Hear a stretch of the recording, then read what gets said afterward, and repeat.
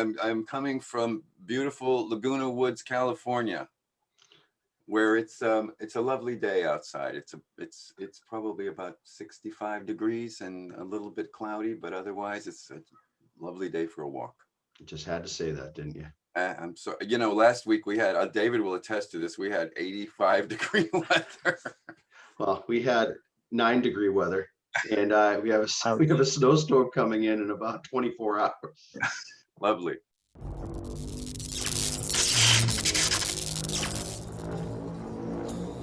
Good evening. Here today with the team that is putting this documentary together and is going to bring it to you this fall of 2021. I'd like to go around the room first and introduce the director, Quinn Monahan. And how are you? Hi, Tony. Great to see you again, my friend. Note, I'd like to introduce David Bertolino, the genius who brought us SpookyWorld. I never felt that way when I was doing it. I felt like a total idiot, but thank you for the hat tipping. You're far from an idiot, my friend. You, as we've spoken before, you caught lightning in a bottle, and that should have been sold at the store along with the VHS tapes. I do know that. Well, it was truly an ensemble effort of, year one, maybe 200 staff people in my final years of steering the ship, about 400 people on board every night. Yeah, it's amazing. And then in this documentary, I do know for a fact that Quinn has been able to reach out and get quite a few of those names to sit down and tell their story. Quinn, tell us what we have in store and what your vision is for this documentary. Well, last count, we interviewed, I think, around 50 people, former SpookyWorld employees, fans, such as yourself, who were children when SpookyWorld was in its heyday. They're some of the best interviews we have, because these are people who have such fond memories of SpookyWorld, growing up, looking forward to it every year, hearing ads on the radio and knowing that it was that time of year again. It's time to start thinking about SpookyWorld and start hounding the parents to get them ready to go to SpookyWorld. So, but the story behind the scenes that most people don't know about is what we're going to be bringing to this documentary. I met David, gosh, about what, 10 years ago now, David, something like that? I'd say so, about 10 years ago, yeah. Yeah, and out here in LA, and he actually rented a guest house from me behind my studio, and we would hang out at night, and he was directing a play at the time, or producing a play at the time, and so we would talk. And I have a background in theater. That's basically where I come from. As my family was involved in theater, and so we would share theater stories. And he began to tell me about this SpookyWorld, which I had never heard of, being born and raised here in California. And the more he told me, the more fascinated I became, and I started to look it up online, and I learned about it, and I saw YouTube videos of it. And I said, David, this would make a really interesting documentary. And I've been looking for my next subject to cover. And the more I thought about it, and the more I talked to David, who anyone who knows David knows he is a loquacious individual. You can look that up. I knew he would be great on camera talking about SpookyWorld, because he all those years of being in front of the TV cameras, when they would come out to SpookyWorld and talk to him about it, he developed a very natural style of explaining what's going on and what he was doing and what he was promising for next year and so on. So I knew he'd be great on camera and he could tell that story. And so we talked about it, and then all sorts of other things came up in the meantime. David got quite sick before we shot anything on the documentary. We were just in the talking stages. And so after he recovered from his very serious illness, I said, we got to do this now, because we never know what's going to happen. So we did that. We took a drive to Las Vegas. I put a camera and a microphone on him. The drive from LA to Las Vegas is about, what, 5 hours, David? Something like that? About that, yeah. Yes, sir. David, where are we? We're at the South Point Hotel, which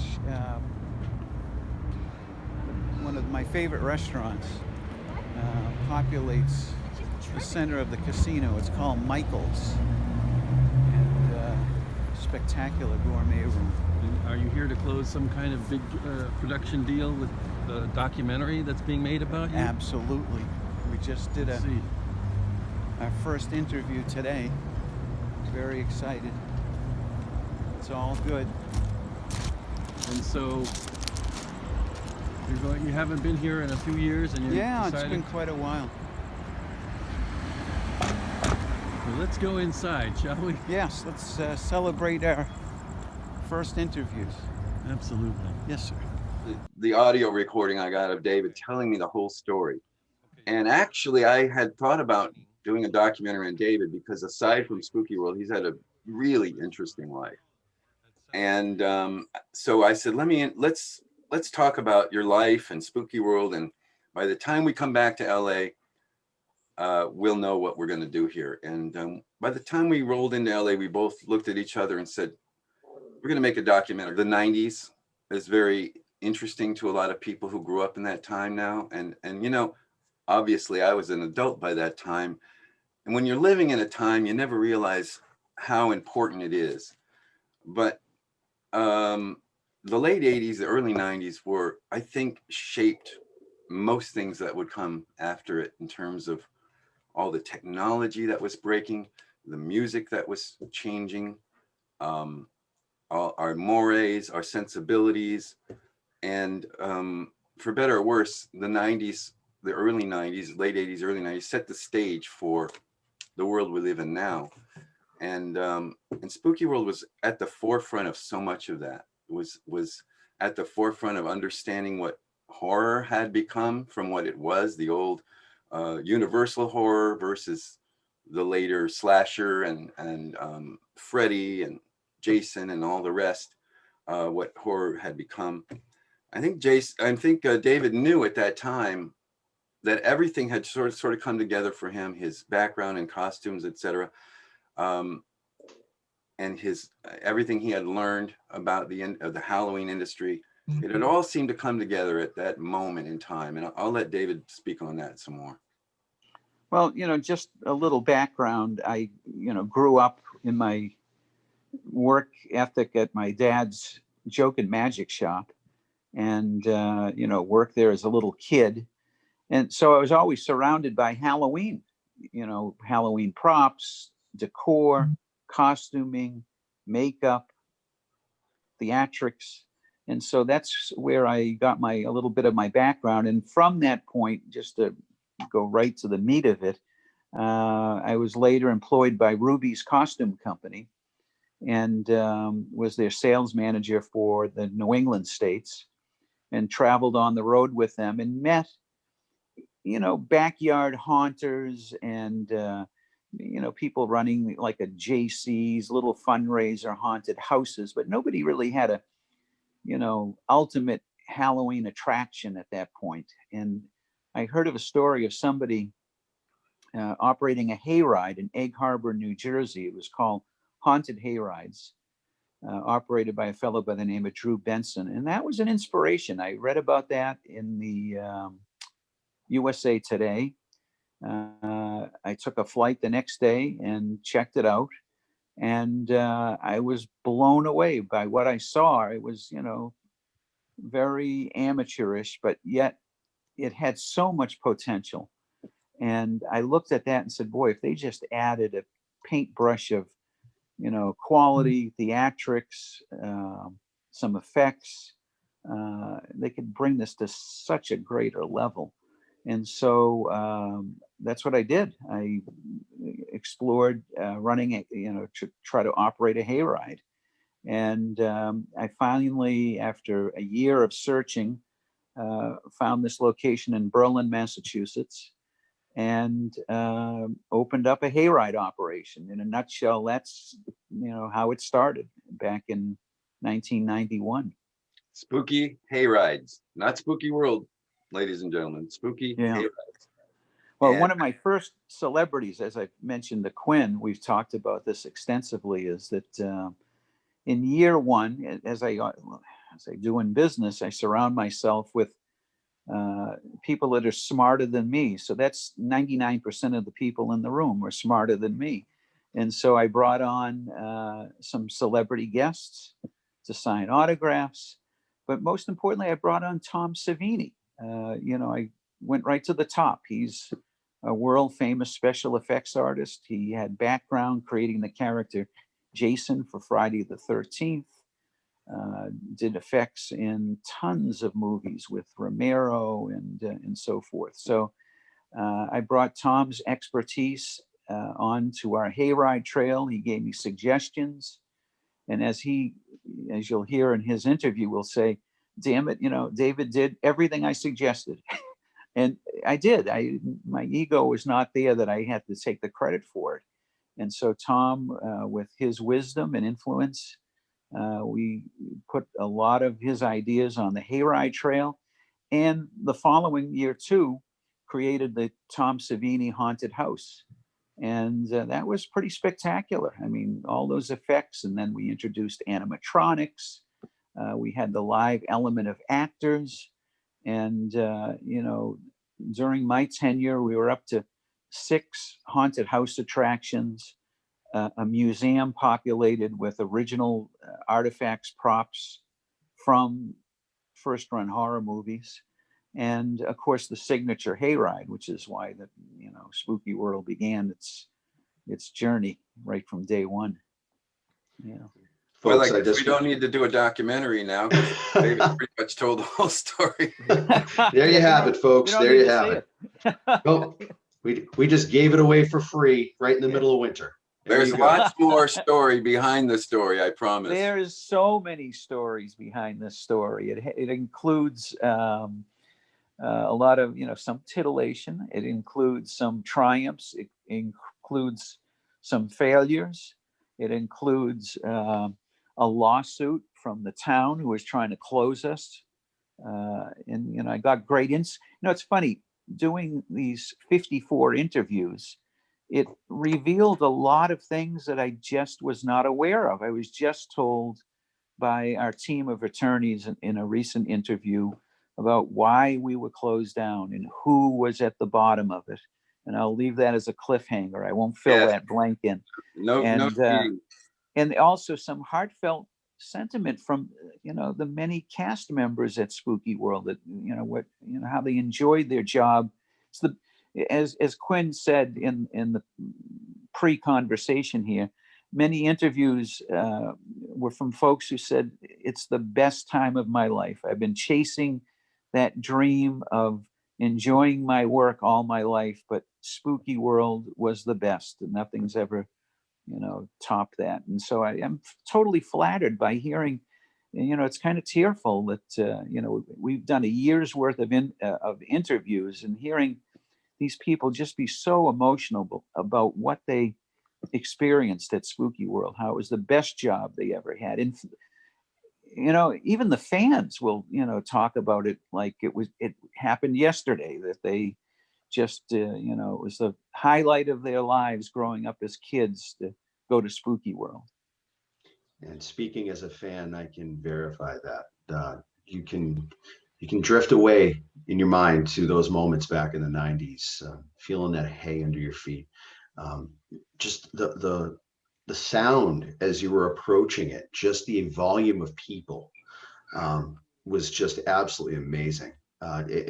For my age, to see something like Spooky World, we didn't have that in these parts. So it was essentially the Disneyland of New England. It really was. And it was only open for 1 month a year, but that anticipation that people had waiting for that month, it's like when you go into the store now and in the middle of July, you hear Holly Jolly Christmas. But now we're actually in the 90s, you'd hear the jingle go on the radio and you knew it was game time for Halloween. Right when we'd hear that Spooky World jingle, it just literally said, yep, gas up, we're going to Berlin.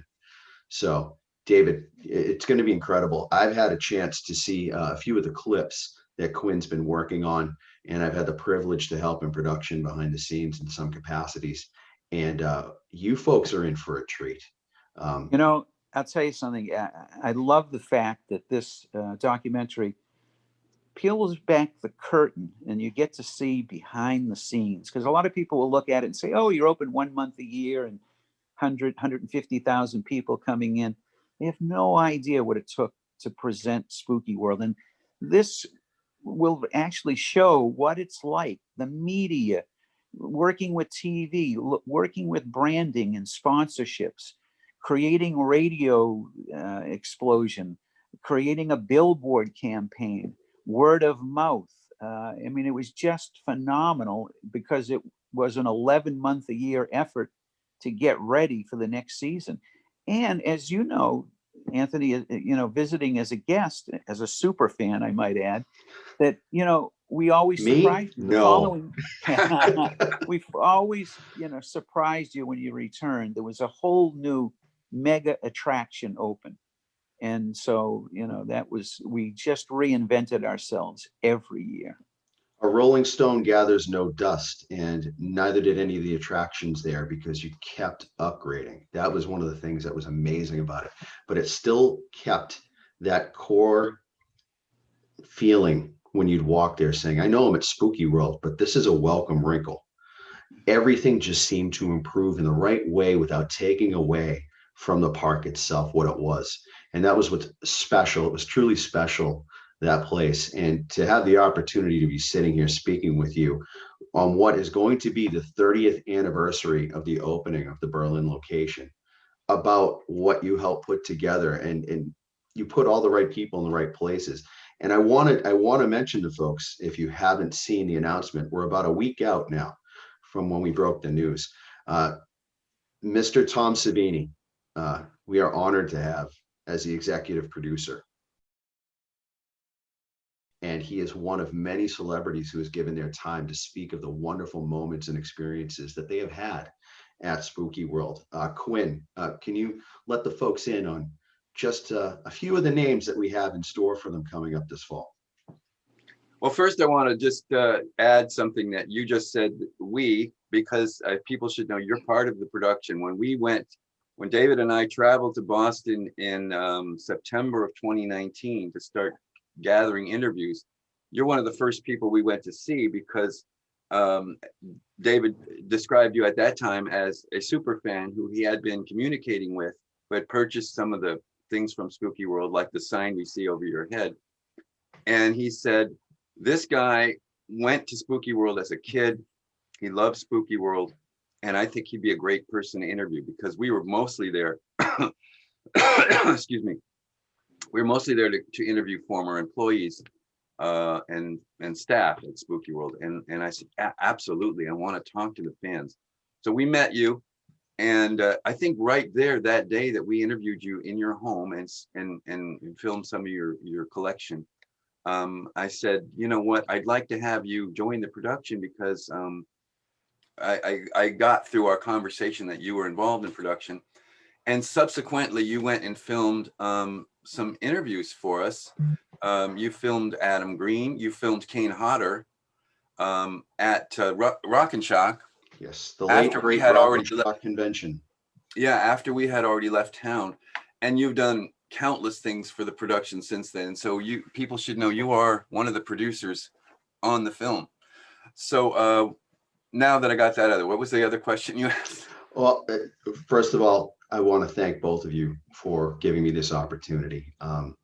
I was always in the shallow end of the pool when it came to film. I'm grateful for the people that allowed me to get into it before I met you folks. I had very minimal roles, but it was always a passion of mine. I have some prior experience in radio broadcasting, went to school for that, and editing, copyright, things like that. But to have a passion project and given to us, it kind of plays into a few of the stories that people are going to hear this fall from some of the people who worked at Spooky World, because what Quinn and Dave did for me to bring me into this production, I think you're going to hear some similar stories as to how it played out when they got most of the employees for Spooky World Yeah. in Berlin. It's actually amazing to see this continuity 30 years later.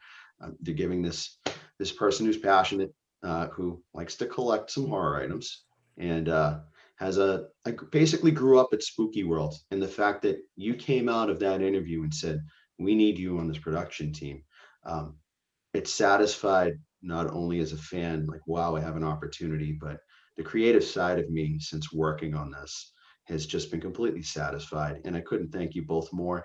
And as a fan, I kind of have an idea of what people are looking forward to. So I'm working in the social media department as well for this film. And you folks have an incredible few months leading up to this documentary's release this fall. We are going to keep you entertained, and you're going to have to keep checking that social media feed. We're going to be putting the name of it right down here. Every chance we get, you're going to be inundated with it, but it's in all the right ways. And circling back around to what I was throwing it over to Quinn. We had mentioned that the great Tom Savini is now our executive producer of this film, and we couldn't be more honored. And he's the tip of the iceberg when it comes to celebrities. So, Quinn, what are some of the stories a little bit? Could you give us just a morsel of what some of these celebrities are stating about their experience? Yeah, okay. Just off the top of my head, Kane Hodder, and you shot this interview, and it was a great interview. One of the big revelations about Spooky World that maybe a lot of people don't know is that David Bertolino and his wife, Linda, his wife at the time, Linda, he has a lovely new wife now, Cindy, who I'm crazy about. She's one of my favorite people in the world. But when he started Spooky World back in the early 90s, they thought after they found the farm, and you're going to learn all about how they found the location, how David did an exhaustive search for a location, found exactly the right farm in Berlin, and built it up. But they thought maybe they'd get 200 people, the first night, first weekend. And, based on the ticket prices, hey, we'll make a little money and we'll build a nice little, and following, and maybe next year we'll have a few more people. Well, the opening weekend, 2,000 people showed up at Spooky World and flooded the town. As Linda says, there were about 1,500 people or so, 1,800 people in the town. There were more than that on her front lawn the opening weekend. And by that, I mean the front lawn of the farmhouse at Spooky World. And it was crazy. The town wasn't ready for it. Nobody was ready for it, least of all David. And Kane Hodder tells a story where he was trying to get to the job from the hotel and couldn't not get in, because the streets were all jammed. He literally had to drive on the wrong side of the street all the way from the 290 to Spooky World to get to work on time, to sign autographs, to do what he was paid to do. And people were honking at him and thinking he was somebody else, just another person trying to get into Spooky World, but was cheating by driving, and of course, all the time worried that the police were going to pull him over and give him a ticket or throw him in jail. But that's just one of the hundreds of stories, craziness that happened at Spooky World. I don't want to give away too much more, but we have stories from Savini. We have stories from, help me out here, David. Well, I'm anxious to tell in our next interview with Anthony, which I understand is coming in another couple of weeks, the story about PETA protesting, putting a picket line in front of the Spooky World box office because we were slaughtering rats and mice. And of course, that never happened, but their perception is that they were being mistreated. And that's a whole story in itself. But, it ends on a nice note, and we addressed all their issues and managed to get a lot of press out of it, a lot of national press.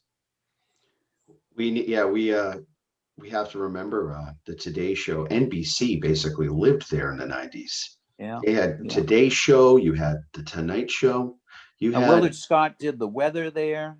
Tiny Tim got married there. Bill Maher, who is everybody knows who Bill Maher is. He's very relevant. He was the representative of the Jay Leno show and did the live broadcast remote feed from Spooky World via satellite to the Jay Leno show of the Tiny Tim wedding.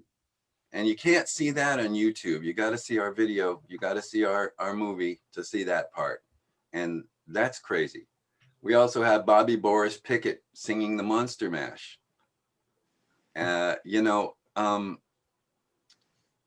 want to go back to something you talked about earlier, and that is that David Bertolino back then and even now, but back then, got the people in this town excited about this project. He very cleverly bought local, hired local, wanted everyone to know that he wasn't some outsider. He's from Boston, you know, so he wasn't from some guy swooping in from, you know, California to do something there. He's a Boston born and raised, grew up basically in the combat zone because his father's store was there in the combat zone. He learned a lot about business as a kid. Started his own business when he was in his early teens. I mean, that part of the story alone is really interesting. How this kid grew up in the combat zone, got street smarts real quick, and went into business for himself at 15, bought his own house. David Bertolino bought his own house at age 19, basically with his own money. So, I mean, he's a real interesting cat. But coming into Berlin to do this in his 30s, having all this experience working in the Halloween industry, he realized if he gets the town involved, if he gets the young people in the town involved, and the old and everybody, and gets the businesses involved, that's the only way to get this done right. Get people taking ownership, pride in what they had created. And he often describes himself as a Tom Sawyer figure. I'll get everybody to help me paint the fence.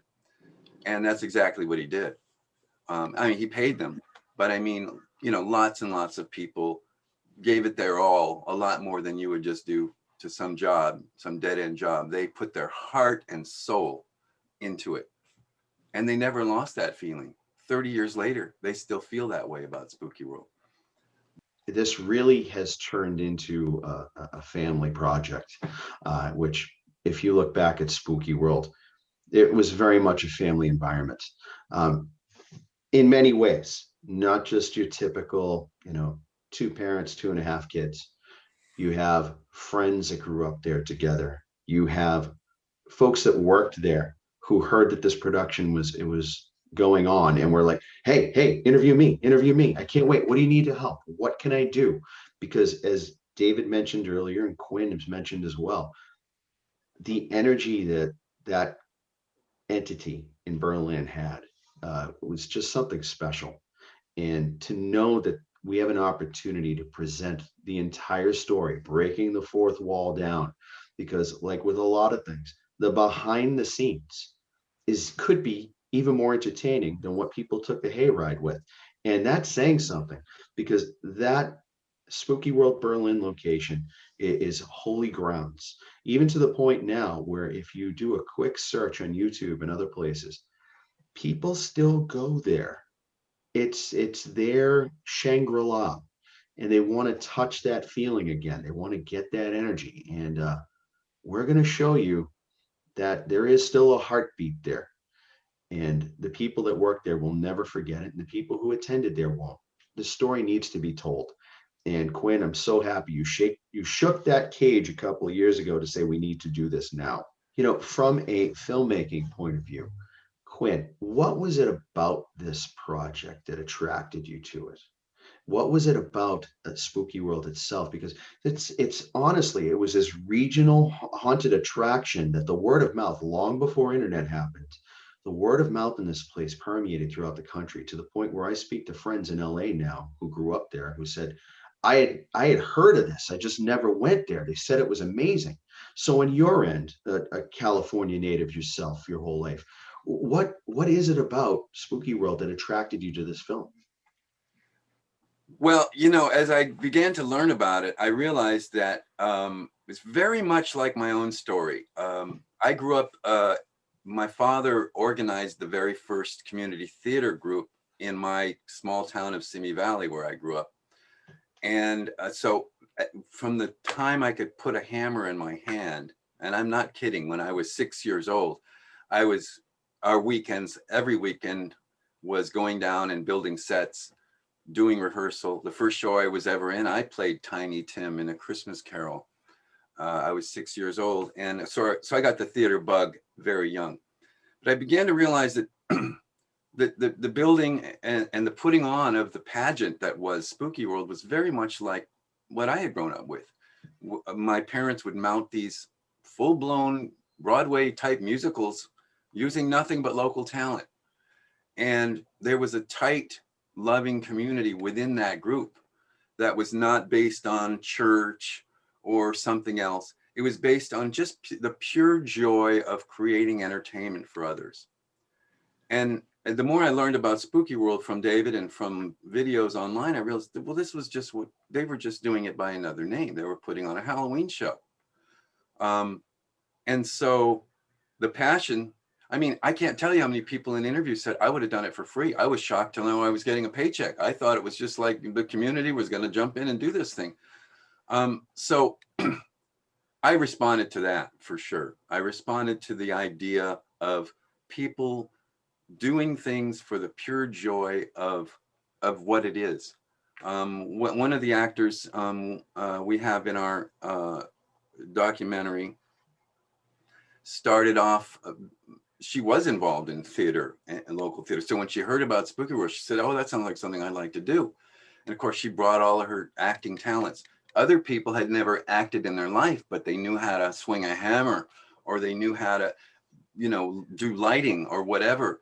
And they were just as passionate about it, even if they weren't haunters, even if they weren't out on the hayride trail in costume and makeup scaring somebody.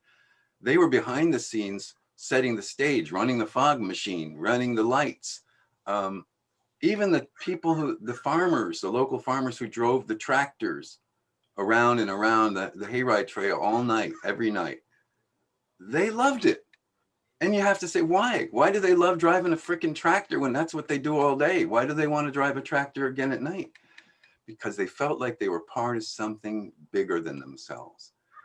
And I believe that at the heart of the human condition is to want to do something with a group of like-minded people that's bigger than yourself. And for many people, that's church or something else. But for me, it was theater. And that's what I saw. Spooky World was theater, pure and simple. I can attest to that. It feels very much like you are a part of a community when you go there, and that's feeling is still palpable on the other side of the rope. When we were in line waiting, you'd make friends there. Back long before cell phones, you actually had to talk to people, and you would talk to people in line, all ages, all backgrounds. That was the thing about Spooky World. It attracted everyone. You'd have bus loads of college kids coming in from Fitchburg State who were representing every community at that college. Were coming in there and everyone was having a great time. It was like everything was checked at the gates, any issues going on, because everyone was going in there and they knew that they were going to have a great time. That's the thing about it. So in many respects, that theater experience that you had growing up, that I can safely say everyone who I know participated in theater shares that love for it, because it very much is a community-based thing right out of the gates. That's what Spooky World was as well. And you know what? It was the difference was it was immersive theater. You know, when the theater that I was doing, there was a proscenium and the audience sat here and the actors were there. At Spooky World, they were all around you. You went down that hayride trail and you were immersed in an environment. And we can talk about this on the next chat that we have, but that has grown into a multi-million, if not billion-dollar annual business in the United States. And a lot of people can argue that all of that started at Spooky World. That Spooky World brought up. There were hay rides and little haunted attractions all around the country when David started Spooky World. But the level that bringing it to the next level, and quite frankly, the money that came in as a result, got Wall Street noticing. I mean, the Wall Street Journal did a big spread on what was going on in Berlin, Massachusetts, because there was this guy down there, David Bertolino, who had struck gold, or who had, created something that nobody knew could exist, which was this, fire that was set every October. And I think by the second or third year, Wall Street began to notice. And so we'll talk, we do talk about that in the film, obviously, but we can talk about that again later. We are, and the entire time that I'm doing this interview, while we're telling the stories, I'm looking at Dave's face, and just seeing that smile right now, it's nice to be able to return that to you, David, because you put so many smiles on people's faces all these years. And I heard a phrase one time from a really smart guy who said, I helped set sail a lot of ships, and you did that for a lot of people. And that story is going to be told this year. It's folks, this is basically the It's a Wonderful Life for Halloween. That's basically from the bits and pieces I'm seeing of this that Quinn is putting together. And folks, wait until you see what Quinn in his mad scientist room is currently putting together. That man is locked in there like Victor Frankenstein, putting it together like a not without a lot of help, not without a tremendous amount of help. Yeah, at some point, it all depends on, what I do with all this material, but there are too many people to mention who have gotten this as far as we've gotten. We couldn't be more happy to have this community brought together again after 30 years. And for the folks that didn't have the experience of actually attending that park in Berlin, we want to bring you as close to it. So when you close your eyes, you're going to feel like you're a part and you were at that Berlin location without going there now, because you'd be trespassing. We want to bring you as close to it as possible. And I do know through the vision of Quinn and through what David has brought to us all of these years, that this fall is going to be something special. And we've seen the documentary market, we've seen tons of amazing work. And from some of the people that actually helped me film here on the Kane Hodder bit, my friend Bill Fulkerson, he has an incredible documentary out right now called Survival of the Film Freaks. So this is a community project, and we can't wait to bring it to the masses this fall. We have some special announcements coming up in the near future, and we will give you countdown clocks on social media to let you know when they're coming, because big things are ahead. Is that correct, David? I would say so. We've got a big announcement coming up in the next couple of weeks. Yes, we do. Yes, we do. And I can't get this off of my face right now, because this is special. And folks, we want you to tune into all of our social media. We will have that listed in the bio section below, or about what this podcast is going to be about. We're going to be starting up a Spotify channel, a podcast to have this on it. So if you're driving, we don't want you watching this. We want you listening to it on the radio. So we want to bring Spooky World to you in every which way we can up until the big premiere this fall. So for now, I would like to thank our director, Quinn. Thank you. And I'd like to thank David Bertolino as well. Okay. Thank you, man.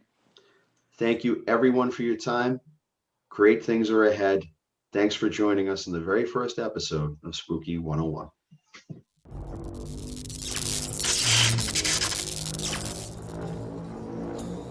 Good evening.